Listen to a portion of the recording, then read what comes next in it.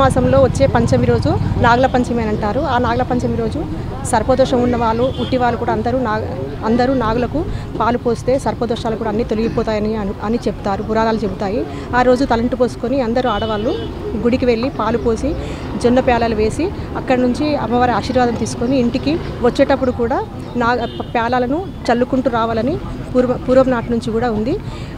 ఆ రోజు చేస్తే అమ్మవారి సర్పదోషాలు అన్నీ పోతాయని నమ్మకం ఉంది. ఆడపిల్లలకు కొత్త బట్టలు వేసి అమ్మవారికి సమర్పించి ఆ కొత్త బట్టలను ధరిస్తాము. జై వాసవి.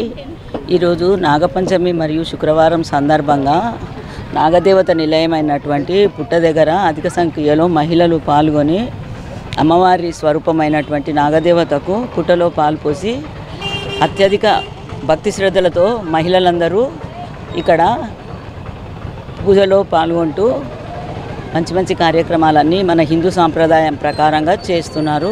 ఇటు కార్యక్రమాలకు అన్నిటికీ సపోర్ట్ ఇస్తున్నటువంటి జయప్రకాష్ రెడ్డి గారికి మరియు తోపాజీశ్వరయ్య గారికి మా యొక్క అభినందనలు.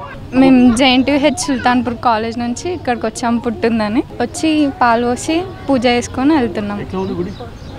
గుడి బాగుంది, రష్ కూడా ఎక్కువ ఉంది. ఇక్కడికైతే ఫస్ట్ టైం, మా ఇంటి దగ్గర అయితే వెళ్తుండే.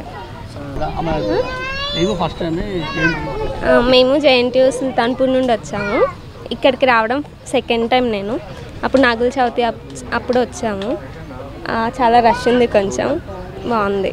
Hi everybody, this is Kireeti Damaraju. Like, share and subscribe to Saira TV. ఓ సైరా.